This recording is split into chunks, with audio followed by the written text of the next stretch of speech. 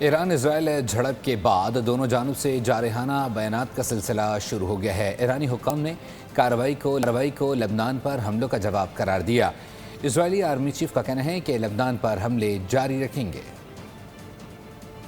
Missile اور فضائی حملے بیانات کی جنگ بھی چھڑ گئے۔ ایرانی حکام نے اسرائیل کو پھر سنگین نتائج سے خبردار کیا۔ سپریم لیڈر کے مشیر محسن رضائی نے میزائل حملے کے بعد اپنے بیان میں کہا، اسرائیل کو پہلے ہی خبردار کیا گیا تھا کہ لبنان میں جنگ بندی کی خلاف ورزی اور بیروت پر حملے برداشت نہیں کیے جائیں گے۔ ان کا کہنا تھا کہ حملہ آوروں کو آج رات ان اقدامات کا جواب مل گیا۔ ایرانی وزارت خارجہ کے ترجمان اسماعیل بقائی نے بھی اپنے بیان میں موقف اختیار کیا کہ لبنان میں جنگ بندی اپریل کے معاہدے کا لازمی حصہ تھی اور اسرائیل کی مسلسل کارروائیوں کے جواب میں یہ اقدام کیا گیا۔ وزارت خارجہ نے خبردار کیا کہ ایران یا لبنان کے خلاف کسی بھی نئی کارروائی کا بھرپور جواب دیا جائے گا۔ ادھر اسرائیلی آرمی چیف نے بھی ایران کو تباہ کن نتائج کی دھمکی دیتے ہوئے کہا، اسرائیل پر حملہ کر کے بہت بڑی غلطی کر دی۔ ایال ضمیر نے کہا، اس کے باوجود حزب اللہ کے خلاف کارروائیاں جاری رکھیں گے۔ ایرانی حملے کے بعد صدر ٹرمپ نے ایران اور اسرائیل کو کشیدگی نہ بڑھانے کی تاکید کی، تاہم کوئی اثر نہ ہوا۔ امریکی صدر کا کہنا تھا کہ نیتن یاہو کے پاس ایران کے ساتھ معاہدہ قبول کرنے کے سوا کوئی چارہ نہیں، کہا کہ اس حملے کے بعد بھی ایران سے مذاکرات کے خواہشمند ہیں، تاہم فوجی کارروائی خارج از امکان نہیں۔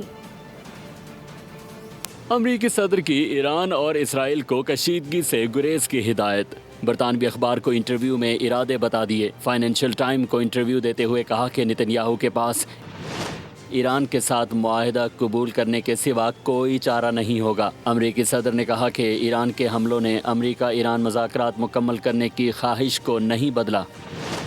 برطانوی اخبار کے صحافی نے صدر ٹرمپ سے سوال کیا کہ اگر معاہدہ ناکام ہو گیا تو کیا ہوگا، جس پر ٹرمپ نے جواب دیا کہ ایران پر کمانڈو آپریشن پر غور کریں گے۔ اس سے قبل ایرانی حملے پر رد عمل دیتے ہوئے صدر ٹرمپ نے کہا کہ ایران کو مشورہ دوں گا کہ آپ نے اپنے میزائل داغ دیے، بس اتنا کافی ہے۔ انہوں نے اسرائیل کو بھی جوابی کارروائی سے گریز کا مشورہ دیا تھا۔ ڈونلڈ ٹرمپ نے کہا کہ ایران میز پر واپس آئے اور معاہدہ کرے۔ امریکی فوج الرٹ ہے، واضح کیا تھا کہ بیروت حملے پر وہ خوش نہیں۔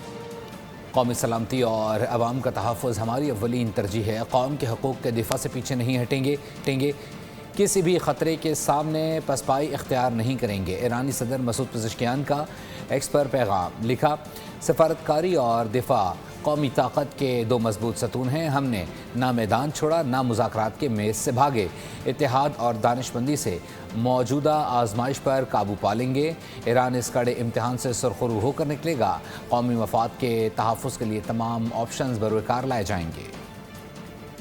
کچھ دیگر خبریں شامل کرتے ہیں۔ آزاد کشمیر میں پرتشدد واقعات کے بعد قانون نافذ کرنے والے اداروں نے آپریشن کے ذریعے صورتحال پر قابو پا لیا ہے۔ ترجمان پولیس کے مطابق شر پسند عناصر کے حملوں اور فائرنگ کے بعد راولاکوٹ میں امن و امان کو بحال کر دیا گیا ہے۔ آزاد کشمیر پولیس کے بروقت ایکشن نے شرنگیزی پنپنے نہ دی، جتھوں کو لگام ڈالی، حالات پر قابو پایا، امن و امان کی بحالی اور معمولات زندگی رواں دواں کر دیے۔ آزاد کشمیر پولیس کے مطابق 7 جون کی شام کلعدم ایکشن کمیٹی کے مسلح عناصر نے منصوبہ بندی کے تحت قانون نافذ کرنے والے اداروں پر فائرنگ کی۔ ترجمان کے مطابق انہی عناصر نے راولاکوٹ میں CMH کا محاصرہ کیا، جس کے باعث اسپتال میں علاج معالجے کی فراہمی متاثر ہوئی۔ پولیس کا کہنا ہے کہ شرپسندوں نے مختلف مقامات پر آگ لگا کر سرکاری اور نجی املاک کو بھی نقصان پہنچایا۔ ترجمان کے مطابق ہسپتال کو مکمل طور پر کلیئر کروا لیا گیا اور تمام طبی خدمات معمول کے مطابق بحال ہو چکی۔ 6 جون سے اب تک پرتشدد ہنگامہ آرائی کے دوران قانون نافذ کرنے والے اداروں کے 4 اہلکار جام شہادت نوش کر چکے، جبکہ کلعدم ایکشن کمیٹی کے 3 افراد بھی ہلاک اور متعدد افراد زخمی ہوئے۔ جاں بحق افراد میں 5 اور 6 جون کی رات ہلاک ہونے والے شہری بھی شامل ہیں۔ آزاد کشمیر کے دارالحکومت مظفر آباد سمیت دیگر شہروں میں بھی معمولات زندگی رواں دواں ہیں۔ تعلیمی، کاروباری اور سماجی سرگرمیاں معمول کے مطابق جاری ہیں، جبکہ عوام نے نام نہاد احتجاجی کال کو مسترد کر دیا ہے۔ 7 جون کو راولاکوٹ میں آزاد کشمیر پولیس اہلکاروں پر حملے، تشدد اور لاش کی بے حرمتی کی ہوشربا اور خوفناک ویڈیوز منظر عام پر آ گئی ہیں۔ قلدم تنظیم جوائنٹ عوامی ایکشن کمیٹی کے بلوائیوں نے راولاکوٹ میں پولیس اور قانون نافذ کرنے والے اداروں کے اہلکاروں پر منصوبے کے تحت فائرنگ کی۔ ویڈیو میں پرتشدد حملے اور شہید پولیس اہلکار کی لاش کی بے حرمتی کرتے ہوئے دیکھا جا سکتا ہے۔ اس گھناؤنے عمل سے قلدم جوائنٹ ایکشن کمیٹی کا مکروہ اور دہشت گردانہ چہرہ بے نقاب ہو چکا ہے۔ بھارت اسپانسرڈ فتنہ الخارج قلدم جوائنٹ عوامی ایکشن کمیٹی کے حق میں بڑھ چڑھ کر اعلامیہ بھی جاری کر چکا ہے۔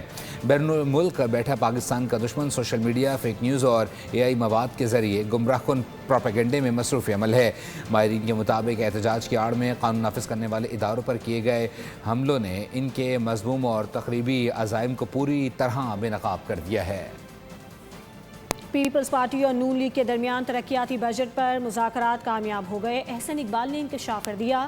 وفاقی وزیر برائے منصوبہ بندی کہتے ہیں کہ وفاق چھوٹے صوبوں پر آئندہ مالی سال کے بجٹ میں زیادہ پیسے خرچ کرے گا۔ اس کے علاوہ سب سے زیادہ بجٹ بلوچستان اور پھر سندھ کو ملے گا۔ مسلم لیگ نون اور پیپلز پارٹی کے جو ڈیولپمنٹ بجٹ پہ مذاکرات تھے اور جو گفتگو تھی وہ تو مکمل ہو گئی ہے، اور PSDP کے اوپر ایک مکمل انڈرسٹینڈنگ ہے، اور ہماری بھی یہ کوشش ہے کہ جو پاکستان کے چھوٹے صوبے ہیں یا کم ترقی یافتہ علاقے ہیں ان کو ہم زیادہ سے زیادہ فنڈنگ ان کی کریں، اور اس لیے سب سے زیادہ فنڈنگ تقریباً 265 ارب کی قومی اور صوبائی منصوبوں میں صوبہ بلوچستان کی ہے۔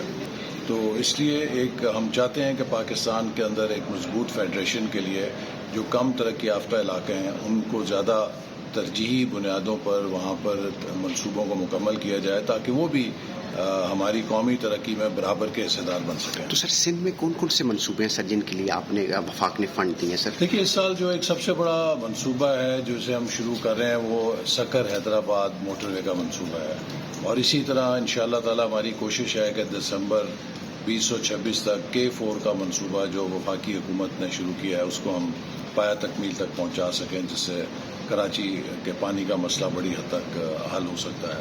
اس کے علاوہ کئی منصوبے شاہراہوں کے ہیں، نہروں کے ہیں اور اربن ڈیولپمنٹ کے ہیں جس کے لیے فنڈز مختص کیے گئے ہیں، لیکن میں سمجھتا ہوں کہ یہ دو بڑے ایسے منصوبے ہیں کہ جن کی بہت اہمیت ہے صوبہ سندھ کے لیے۔ سر بہت شکریہ۔ سوشل میڈیا پر دولت کی نمائش کرنا اب مہنگا پڑے گا۔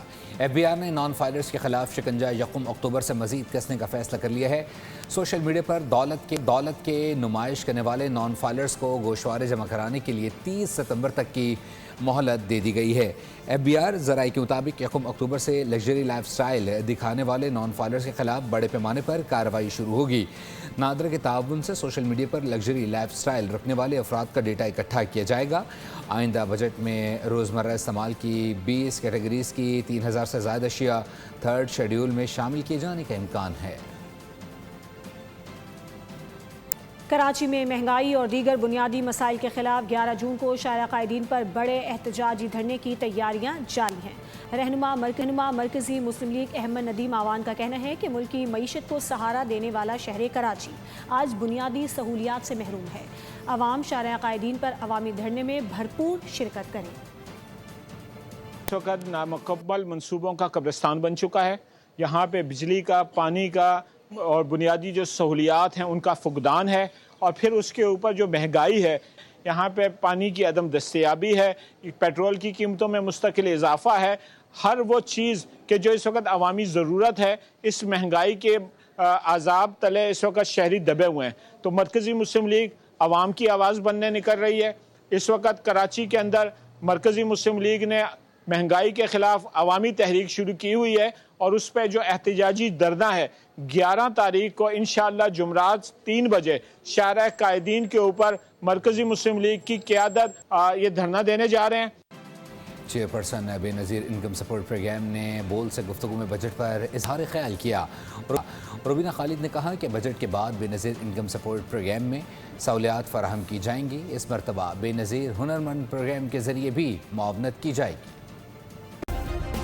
سبسکرائب کریں اور بیل دبائیں تاکہ کوئی خبر رہ نہ جائے۔